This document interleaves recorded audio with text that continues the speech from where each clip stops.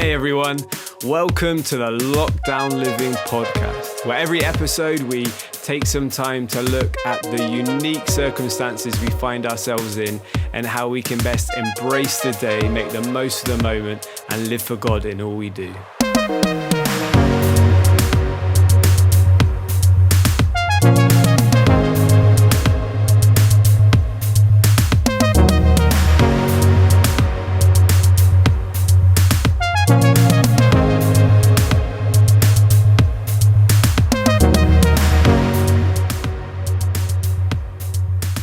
Well, lockdown has almost certainly affected every area of our lives, and what normal life looked like before is certainly not like what normal life is now, and what a normal day looks like has changed for many of us. For some of us, we have been furloughed, and so we've gone from having full-on work schedules to now trying to work out what to do with our day. Others of us are now having to homeschool and learn what it means to teach our kids in our own home whilst manage a job in a family. And for many of us, homeschooling is coming to an end, and we're now trying to work out what do we do with that extra time. And for others, working from home is a new thing, a new venture, or maybe it used to be once a week and now it's every day. And life looks different. And the commute for many of us who live in the outskirts of the big city, the commute used to involve piling into a crowded train or bus and crushing in and then getting out and walking to an office and arriving kind of sweaty and stressed. Whereas now the commute might be waking up around sort of, 9 if I'm feeling good, and might get dressed, might wear my pajamas, who knows, I'll see how I feel, might even work in my bed.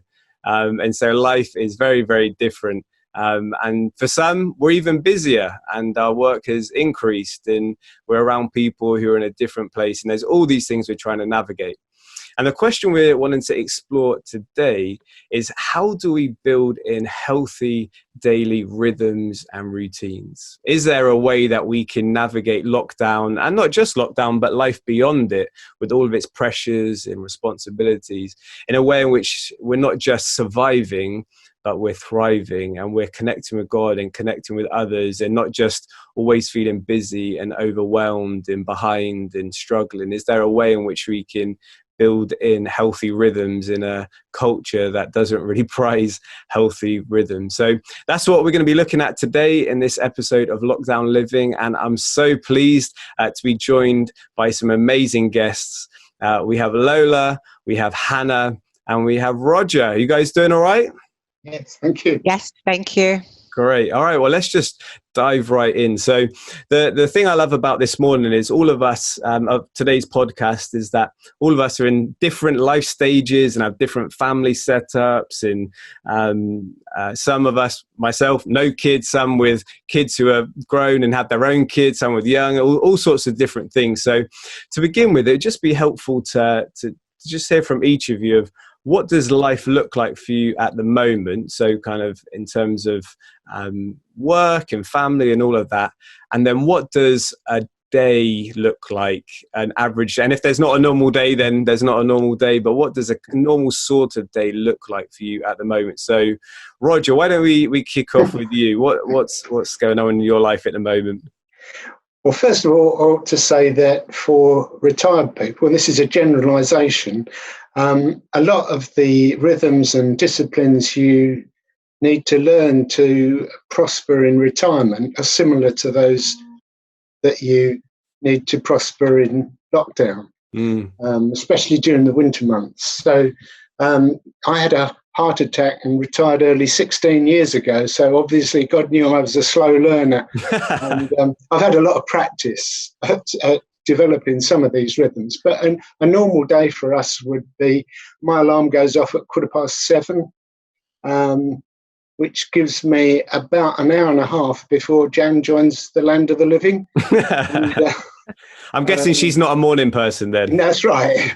So that gives me a chance to get up, shower, dress, have breakfast, pray and read the Bible, which are all important rhythms as far as I'm concerned. And then it's not good to exercise for an hour after you eat, till an hour or so after you eat. So do various things, catch up on emails and so on. And then sometime after 10, I start exercising for reasons that I'll explain later. And then about 11, Jan also does exercises. And then about 11, we'll stop and have coffee. And we're blessed to have a summer house down the garden, which is a grand name for something which is really quite modest. But when the sun's shining and both the doors are open, it's a bit like being in a beach hut when the tide's out. So we enjoy going down there to have coffee and read the papers and then get on with the rest of the day. Nice. Great. Well, we'll come back. I've got a few questions about why things are like they are, which I've jotted down here, and we'll come back to them when we get into the kind of main bulk of the discussion. But that's, really interesting to hear. And just hearing about the summer house, I'm like, I'm going to have to definitely come around soon, Roger, and enjoy your garden. I know you're a big gardener, so I look forward to seeing how it's looking now. Lola, what about you? What's your kind of life setup at the moment, and how do you normally structure your day? So my kids are teenagers, and then I've got one who is pretty much an adult. So with them in mind, really, I don't have to do much homeschooling. It's just keeping on top of them, making sure that they're doing what they're meant to be doing, really. And then when you get some emails from school, having those conversations. So on a typical day, it's more myself and daughter really trying to sort each other out. So, I used to have a long commute to Milton Keynes previously. So wow, this every day? Every day, pretty Ooh. much, yeah. But interestingly enough, I stopped the job just before lockdown. So this is kind of new to me. So I've had periods where I've struggled because when I used to go to Milton Keynes, I used to have to get to the station for 6:15. And so that meant waking up about 4 or 5 to try and incorporate quiet time and stuff like that. So, it's making that transition from a 9-to-5 job to sort of an entrepreneurial job or business and life, really. So balancing all of that. So really, pretty much, as Roger said, all of us are trying to learn that life. And for me, it's waking up. Originally, because I was waking up pretty late, but it didn't work for me. So I've had to transition back to because I'm a morning person, early morning routine. So get up early, round about 5:36, and then have a bit of a quiet time. And then, because Dr. is also an early person. He wakes up about 5 every day, So when I roll over and I see he's not there, I feel like, oh, you're lazing about, get up, sluggard. So really, yeah. So it's just that, and then I make breakfast, then come down, do have a lot of Zoom meetings because that's what my job really entails now, and try and wake the kids up when they're not awake, and get to do their work and all of that. And then some evenings we have family time. Sometimes we get on a call for church and church meetings and all of that. So yeah, pretty much. Zoom wow, it feels prayer. like everyone here is. Hannah, please tell me you're not a morning person as well, because otherwise I'm going to be the only evening person here. I'm going to feel very bad. Why are you? Would you say you're a night owl or an early bird? I'm sorry to break it to you, but I'm very much a morning person. Oh no! Slightly because it's enforced on me. So we've got 2 kids. They're very much at the homeschooling age. So they're 9 and 7, year 4 and year 2. So we basically spent the last 12 weeks trying to work out some kind of rhythm and routine that works. And it has, honestly, it's changed every week, if not every day. It's kind of muddled about, but we kind of repeat the same 5 things. So we go to Elton venue, and so every morning at 7:45 until 8:30 there's a prayer meeting. So we kind of put some kind of, get a cup of tea in and stick a jumper on, and we join in with the prayer meeting, which has just been a really good start to the day, and that's formed a really nice rhythm because it's straight away sets my perspectives better, focusing on God, and we get to worship together. And I'm a people person, so that's really been hard for me. So to get to have a little bit of interaction, even on Zoom with people, has really helped. So we do that, and then we pray together. And then after that, my second thing I do is I try and have a bit of quiet time by myself. So I tend to get up, get dressed, and then I'll come back into my bedroom, and I've had to start teaching the kids like, mummy's praying by herself now. So I kind of take myself away and do a little bit of Bible study time. I'm going through the Bible in a year. However, I'm very behind. So just still mulling my way through. It's more than a year, but it's the Bible. So it's any is good. So been kind of... Oh, I think your internet may have cut off there, Hannah. I guess this is part of the problem with life in lockdown. We're so reliant on the internet for keeping in touch. I think you're back in now, so I think we're up to your third point on how you're just smashing it with the Bible in a year, and you're already in 2022 because you're that far ahead. Is that what you're saying? No, really not. We're like on August last year, but it's fine. We're plodding on. So yeah, prayer meeting in the morning, Bible reading by myself. Then I do my thing called my morning jobs, which is just like a bit of basic cleaning around the house, like emptying the bins, dishwasher, washing. I just find that we're spending so much time at home that if I don't try and do something to stay on top of my house, my head gets all over the place and I feel really behind, and I feel stressed by it. So I just try and I do like my morning jobs, and then I just pick one room a day to clean. After that, unfortunately, it's homeschooling. Homeschooling is not something I ever wanted to do before lockdown. It's not something I want to do after lockdown, but at the same time, it has been a privilege. Honestly, it's been hard. I think my quote of the season is, every day someone cries. So whether it's me or the kids, someone cries about it. It's just been really just frustrating for them, and I'm not a teacher. I find it really hard, and it's definitely revealed that like I have to pray every day for like, God, just give me patience, because it's just really difficult to like try and encourage these kids to do these tasks which are very repetitive and, if I'm honest, a little bit dull. I'm super grateful for the work that's being sent, but it's hard to bring it to life for them. So that's homeschooling. That takes up a good few hours. And then the last thing I try and fit into my routine is some kind of fitness or fresh air time. So whether it's going for a walk, we were exercising as a family and going for bike rides, but my husband fell off his bike and broke his arm, so I'm now doing couch to 5k, which actually has been such a blessing because I get out the house by myself for half an hour. So that's lovely. We've been doing that, or we go for a walk as a family, and that's generally, so there tend to be the things that are in there, which order changes around day to day.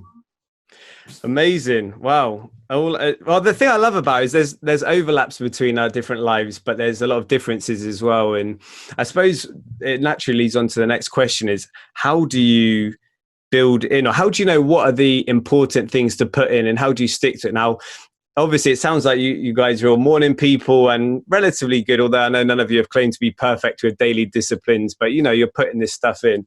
I'm naturally someone who's a bit more of a, this is going to sound cheesy, but like a free spirit. I'm like, I don't want to have these daily things, and, I want to go where the wind blows, which obviously I would never use that phrase because that makes me sound like an absolute idiot. But you know what I mean? I'm like, the thought of routine, like, for me, like, I'm like, variety is the spice of life. Like, I don't want to have, but actually I think one thing I'm coming to learn for myself, and I've seen it more in lockdown more than ever before, is there's real value to having certain things that are almost like building blocks. Every day it's like, I'm going to try and do this, and if I miss a day, I'm not going to beat myself up, which is again a tendency of mine, but it's like, this is healthy, and I want to build this in so that I'm not life isn't just, because I think for so many people it's like life is just in lockdown passing by, and they're like, a day just disappears and I feel like I'm not doing anything or achieving anything. I feel overwhelmed. So trying to really address that, I think, is really important and helpful, and that's why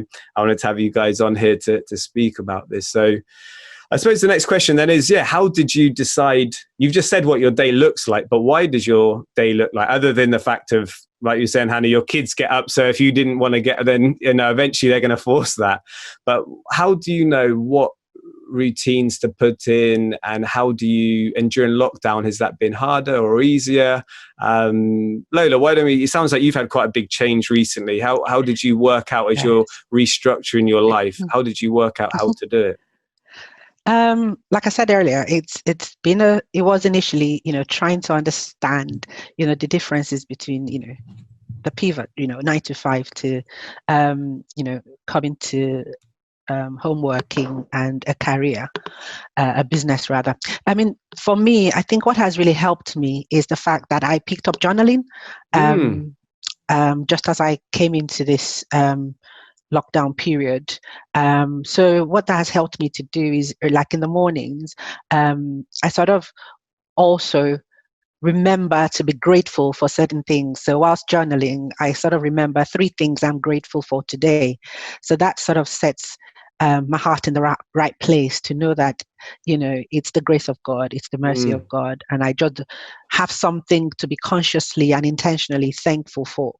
And then when I've done that, I sort of meditate on whatever I've, read that morning, or, just think about life generally and just journal about it, ask myself a few questions.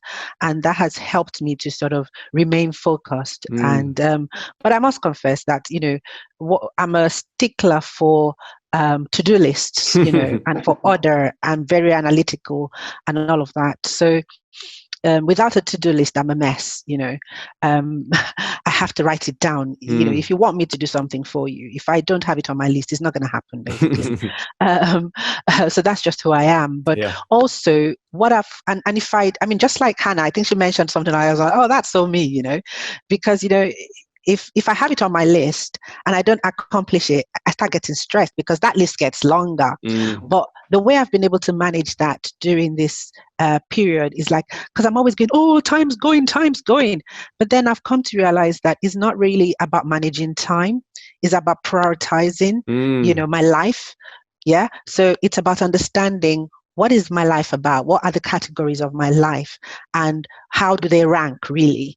So in a day, because originally, it used to throw me when I've already put my to-do list together and, my daughter or son will come, oh, I need to do this. I'm like, that's not on my list, But then, prioritize, living daily, through prioritizing life is, you're more important than anything on my list. So I'm going to come and do what you want me to do. So it's prioritizing categories and all that, and, living intentionally, really. Do you think some of it is, it's that tension I often find of being organized but not being so kind of rigid, that there isn't that flexibility? Because even when you look at the life of Jesus, I'm always impressed by how interruptible he is, and he clearly had a priority, a vision, a plan, yet he's going somewhere and then someone grabs him or says, oh, come here. And I suppose it's being organized enough that you can have that margin so that your life isn't all over the place, but also you're not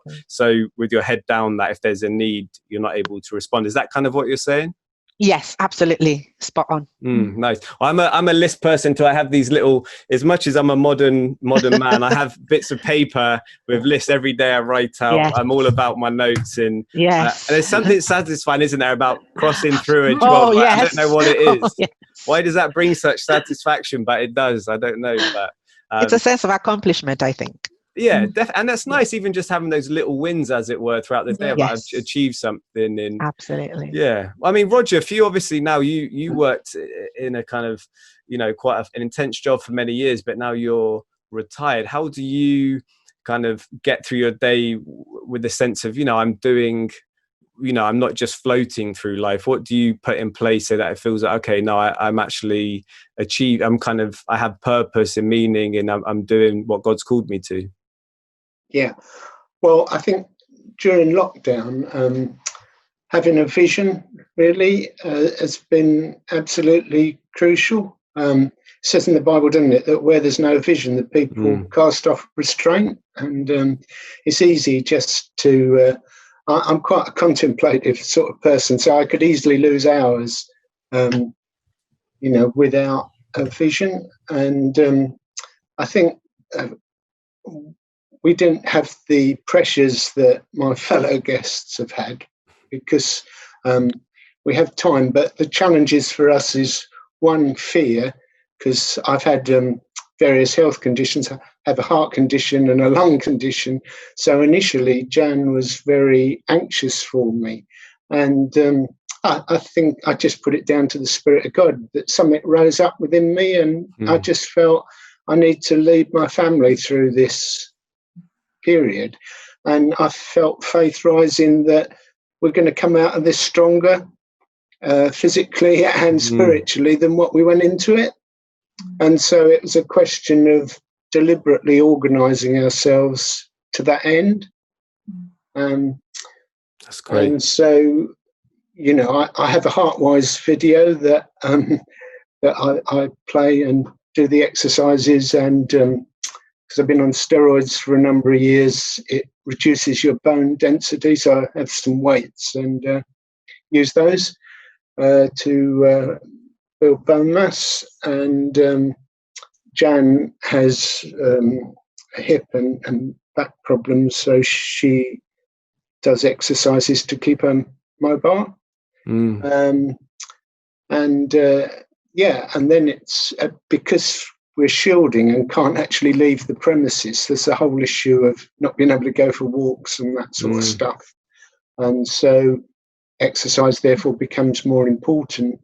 And then it's a question of, Lord, how are we going to, you know, in all circumstances, God works for the good of those that love him. So it's a question of how can we get hold of the good that God's wanting to work in these very trying circumstances. So I found I spent a lot of time on the phone, phoning old friends, people who are on their own. In normal times, the main work I do in the community is with the community garden at Sidcup Place.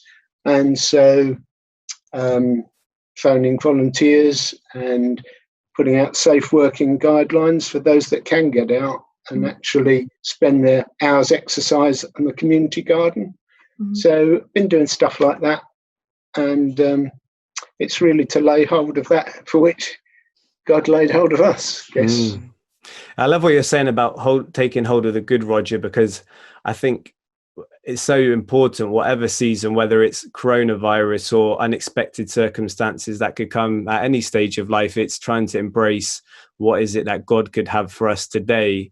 And whilst in many ways, these, as we keep saying, are unprecedented times, actually, there's regular times throughout life where things happen. I remember when I lost a job unexpectedly and I had all this time on my hand, and I'm used to finding my identity, probably too much so, in what I do. And it's okay, well, what is God trying to teach me in this season? And rather than just lament constantly and be like, oh, this is terrible, it's okay, well, what can I do, and what is God wanting to say to me? So I love that mindset. And you touched on your workout and your exercise, and Hannah, you mentioned that a bit as well. And there's been a lot of discussion around the link between physical well-being and our mental well-being. And you I don't know if you're closer to the couch or the 5K, but you said you've been doing a bit of running, couch to 5K recently. What was your kind of thinking in that? And I know you mentioned the freedom element and getting out of the house, but what have you kind of seen the benefits of that? Have you any thoughts on that?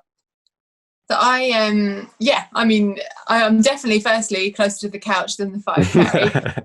I had done running before, but I think with lockdown, I'm sure other people, I just became really lethargic. I found it really hard to motivate myself to do anything. Woke up every morning with just this looming sense of like, even with these 5 things, it was like, oh, there's just all these things that I have to get done. And whilst it's a lovely feeling checking them off as the day goes on, every morning I would start with there's so much like weight on me. And I just think for me, exercise, although it is another thing to have to get done, as soon as I'm out of the house, I'm free. And like, it's not just escaping the kids and the husband. It's like I'm in the fresh air, and I'm sure that, you know, there's lots of studies into like endorphins, and it actually does boost your mood. But I did spend a good few weeks knowing in my head, you should go for a run, you'll feel better afterwards, and not doing it because I was like, I don't want to, I just want to sit at home, and I don't, so it's fighting against the lethargy. But for me, exercise has always made me feel better. Yeah, definitely. It's been encouraging to hear so many people in our church saying that, and seeing there's this app Strava, which I've avoided for many years, where people track their runs in bike rides and stuff. And I was always very judgmental of people who are on it. But I hate to admit, I downloaded it last week because I've joined the cycling brigade, and I've been out on the streets in my bike, given to me by John Lewis. Big thanks to John for that hand-me-down.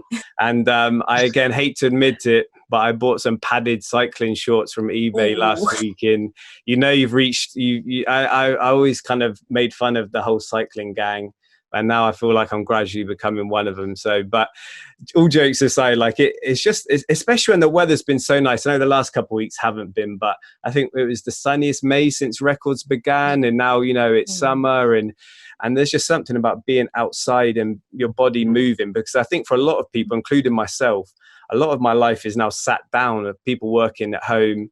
I know for last year I was checking on my phone, and my average number of steps per day was about 7,000. And then I noticed in the first month of lockdown, my average steps per day was 3,000. So a drastic difference. And you think, well, how? And it's just like walking around the office and walking out for lunch or whatever it might be is gone. And there's such a link, like you said, Hannah, with the lethargy of the body. I think there's something about getting moving and getting active and getting outside that kind of blows the cobwebs off. And it's so helpful. I want to just, I don't know if Lola, have you found out, have you managed to get out, or you finding yourself trapped in with your kids much? Any kind of insights on that? Yeah, for me, it's just been inside and indoors. However, of course, because of the lethargy, I do a few exercises. So I have a few challenges I do with my old school mates. So we just WhatsApp each other every day with our stats and all of that. Oh, nice. Yeah.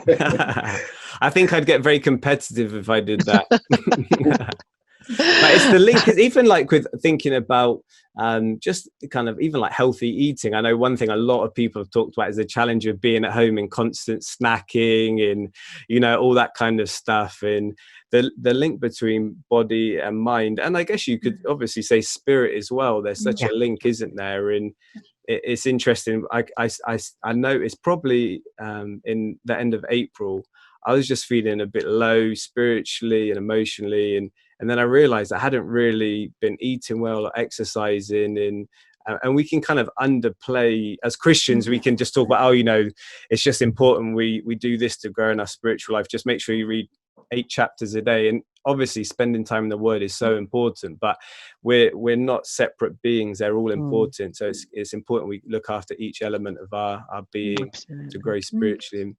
I want to talk about busyness. Now, I know this is something, actually, I'll call it what it is. I know some people get really sensitive and a bit awkward about this, but one thing I noticed is whenever I would ask people for years now how they're doing, how's things, the response is always, yeah, I'm busy.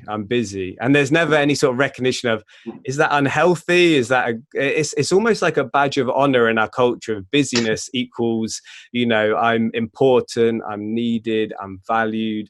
And also it gives you a good defense if, someone asks you to do something because, things are busy right now. And then you don't have to do that thing you don't really want to do. And the thing that's been fascinating to me is what's happened during lockdown, because beforehand, I would have thought, and people might have said, if I just had a few more hours in the day, it'd be so much easier.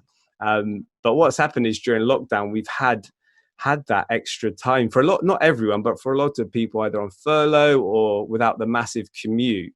And yet a lot of people have discussed and expressed how they feel overwhelmed with life and commitments, even though they probably have less commitments and their diary is emptier than ever before. And it reminded me, there's this book I'd really recommend on these kinds of things called The Ruthless Elimination of Hurry by John Mark Comer. And he effectively says the same thing. He says, we have a problem, time. But here's the thing, and please listen carefully. The solution is not more time. On a regular basis, I catch myself saying, I wish there were 10 more hours in a day. Even as I mouth it, I realize my logic is flawed. Think about it. Even if God were a Robin Williams-esque genie in a bottle, there to make my every wish come true, and he were to alter the structure of the universe to give me 10 more hours in a day, what would I likely do with these 10 hours? The same thing most people would do, fill them. And I think the reason I bring this up is, I think one of the things God might be wanting to say to us is, especially those of us who work in the city, or not even just that, with families and full-on commitments, and, you know, every evening filled with another child sport activity or another social engagement. What might he be saying to us about the rhythm of our life and the pace? And have we actually made an idol of busyness, and actually God is wanting to say it's time to slow down and use the word prioritize, Lola? I think that's a good one. Is he wanting us to prioritize certain things and maybe lay down certain things, which can be painful, because usually they're good things, they're not bad things. I doubt most of us are not having these, you know, terrible life habits we're looking to give up. It's more, okay, maybe my kid's doing 8 different sports and 4 different instruments, and me doing a social event every night of the week, or whatever, is maybe not a healthy rhythm. So I don't know if for some of you it might be something you're still wrestling through, but any thoughts? The floor is open. Any thoughts on that? I can jump in if that's all right, John. Only because it was just with what Lola had shared and what you just shared then, it reminded me of a quote that Ad had said to me before is if you replaced every time you said the sentence, I don't have time for, and whatever it is time for, and you changed the I don't have time to, it's not my priority. Then I've just found that really helpful. So like, I mean, we were back at the time was talking about like health and going to the doctors. Like, I don't have time for the doctor. It's not really, it's not my priority, or I'm fearful, or I don't have time to read my Bible. I don't have time to play with the kids. I don't have time to do the housework. It's just that it's not my priority. And of course there's grace. Thank goodness that there's grace. Of course. But I think it was just a helpful quote to be like, oh, like it hurt a little bit at the time, because I was like, oh yeah, it is just that it's not a timing issue. I'm jiggling things around the wrong way and exactly not getting it right. So true. Lola, you mentioned priorities. How do you work out what's a priorities? Because as Hannah say, we make time for what we prioritize. We all have the same number of hours in a day, so it is that priority thing, isn't it? Yes, it's about priorities. So like I was trying to say earlier, it's about having your list of priorities. And as Roger said, it's about your vision and, you know, your purpose in life, and understanding, like for me, I've just made a big change. So why did I make the change? What was my purpose for that? And I found, and like I said, I struggled earlier because I was just on autopilot, still, living my life like a 9-to-5 person. And then all of a sudden, my family were like, Mom, you did this for a reason, and we can't seem to see any change. You're just constantly at your computer, constantly having meetings, because that was what I knew. So I had to take a step back, and just, trust God and just give it to God and say, God, okay, it seems like I'm managing my time, and the Bible says our times are in your hands, Lord. So I'm giving my time to you, and I just want you to sort of lead me. And, it's about totally trusting the Holy Spirit to lead us. There's a verse that I really love so much that says, you'll hear a voice behind you saying, this is the way, walk in it. So, and I think that's what I try to do now, saying, okay, Holy Spirit, this is my day. And so during my time of journaling, it's trying to say, Holy Spirit, what do you have for me today? What do you want me to prioritize today? So yeah, some days I get a list, some days I don't, but it's about being, allowing myself to be to allow the Holy Spirit to lead me, during the day, being aware of the Holy Spirit all through the day, and saying, Lord, if I'm not doing the right thing, to reprioritize. But like I said, it's about knowing what my vision for my life is, why I'm doing what I'm doing, and what's that order of priority, and responding in line with that order of priority during the day. So it's about the big picture. It's not about the immediacy of things. It's looking at the big picture. It's about sowing as well, and not just reaping. It's knowing about that. It's a return on investment, because I'm sowing into people's lives, and it's about, a future plan, and it's about where I'm going. It's not about the now. Yeah, I think for me, it's the opposite to the challenges that are faced by my fellow guests, and about not feeling guilty for having time. And so the fact that I can do a bit of gardening and then retreat to the summer house and read a chapter of my book and not feel guilty about it. And, because we live in a performance culture, it's easy to feel condemned that I didn't change the world the way I wanted to.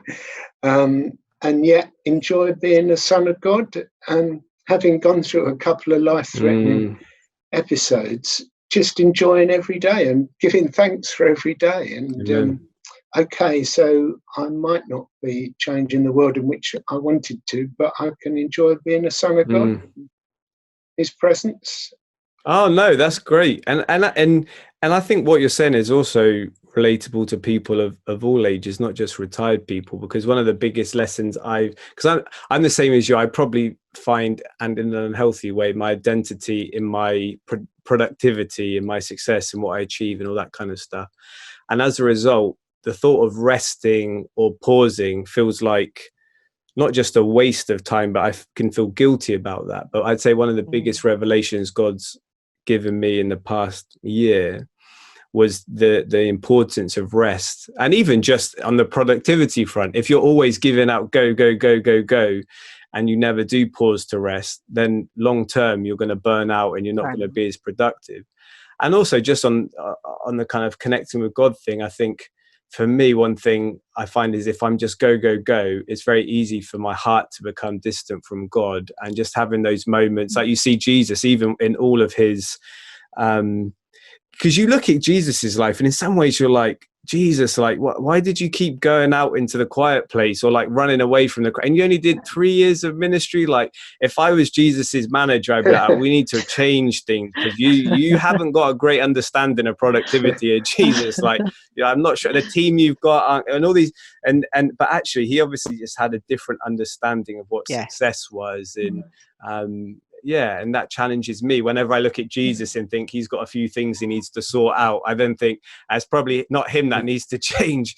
It's probably me. So I've just rediscovered this whole thing of rest, and actually the whole concept of Sabbath. I don't know about you, but for me, like historically, the whole idea of Sabbath it's a bit of a religious thing that we need to reject. It's not a day, it's a lifestyle and all that. And I think and so much just rejecting all that, I never really held on to, okay, could God want me to take extended time every week to rest? So literally just the last 2 months, every Saturday, I have extended times where I don't do any work. I don't check my diary. I don't do any like heavy lifting mentally. I just spend a couple hours with God in the morning and then just have a really fun day with friends and loved ones and enjoy God's creation and things like that. And it's just been so restorative to me. And I don't know. I mean, I assume, Lola, for you, it sounds like maybe doesn't come naturally either, but how do you find, it sounds like you're on a journey with rest as well? Yes.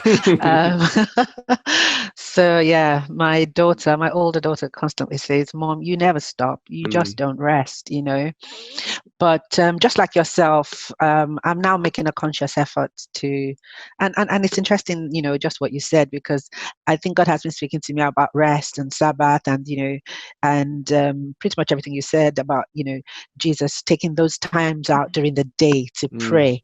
And I think that's very important as well, because what I've found anyway in my life is that having those little snippets of time where I just sort of be still, if you like, and be quiet for a couple of minutes and just pray a little, during the day, sort of helps me to re-engage with the Holy Spirit and just restabilize my day.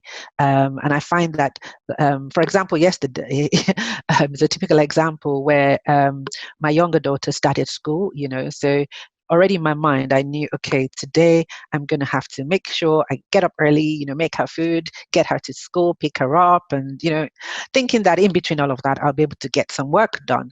But it just so happens that yesterday, if I wanted to give it a tag, it would be a family day because, everybody just wanted a piece of mama. So it was like, okay, you guys are more important. I'll give you the time and I'll find time, later in the day to address what I wanted to address. But I think I got to a point, in saying priority, and then thinking about how much I needed to do. and I got stressed.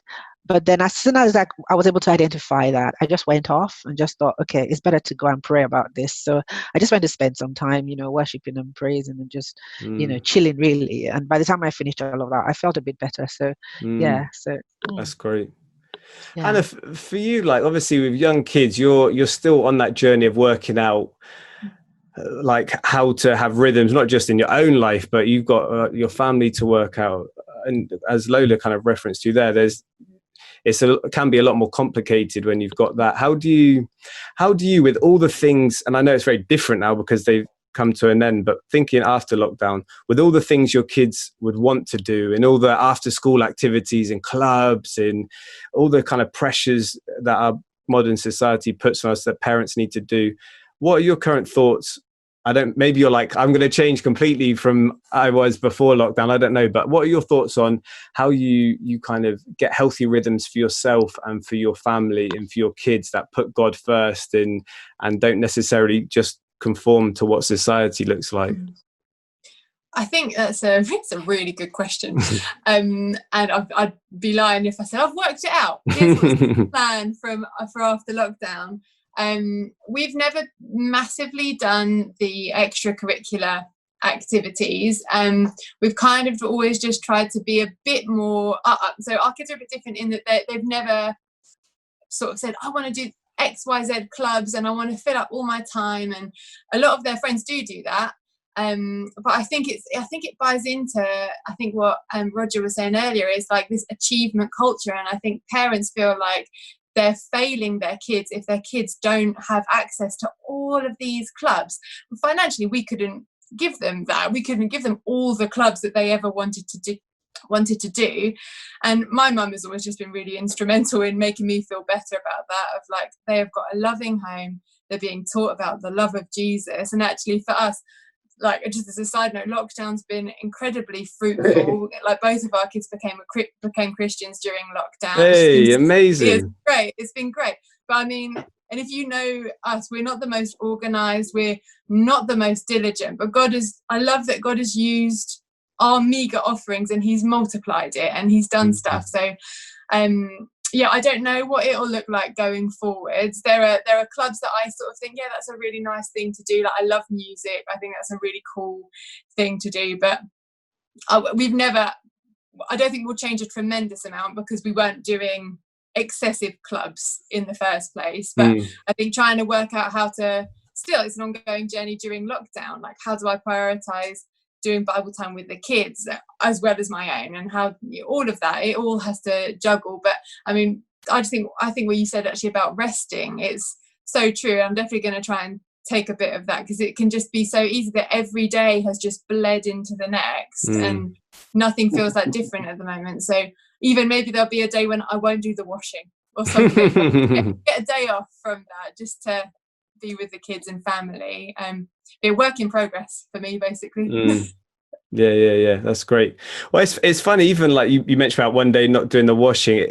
I think there is something, and that's why I think it's worth us thinking again about this whole concept of Sabbath, because I think if we're always on, if we never have a day or an extended period where we're like, I'm intentionally not going to be doing, then I think we can just get caught up in this kind of, I don't know, just life, weeks, months, years pass, and we never just have those moments to pause. And Lola, what you said about journaling, I think is helpful. And I think that's a good takeaway for a lot of us, is even if maybe we don't write it down, although I think writing, I'm sure you would say, actually can be beneficial. So it's, tangible, but just having moments to pause, to thank God, to connect with God, to assess where am I at. And maybe for each of us in New Community, and for anyone listening, the next week or two, it's like, okay, God, what are you wanting to say in this season for now, but also for after? And who knows what New Community or our lives will look like past this. But my hope is that it doesn't look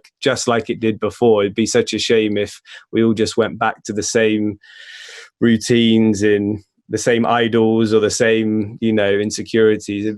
My hope is that God, really shapes us. And we haven't done this before on the Lockdown Living podcast, but it'd be good to end with prayer, because I think the good thing with all of this is we're not doing it in our own strength. And I hope that hasn't come across in the podcast that we're thinking, you know, the four of us are the experts in, you know, how to live a disciplined, or maybe Roger. I think Roger will give you. Not at all. But the cool thing is we're all people who we're saved by grace.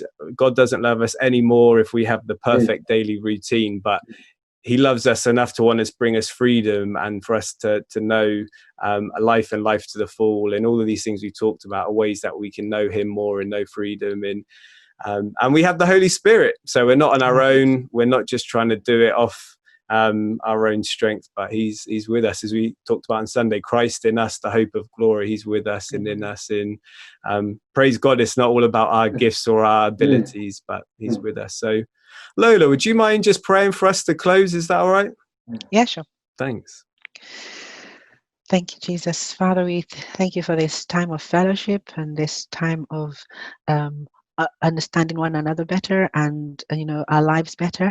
We thank you, Father God, for the Holy Spirit. Holy Spirit, we thank you for this opportunity even to share and do life together.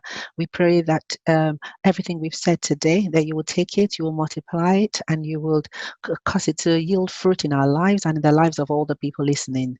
We pray that it will be for your praise and for your glory, that everyone that has listened to this will take away something of eternal value, and that even that we have participated in it, that Father, oh God, you will speak to us and you will continually teach us even as we go away from this, Lord. In Jesus' name we pray.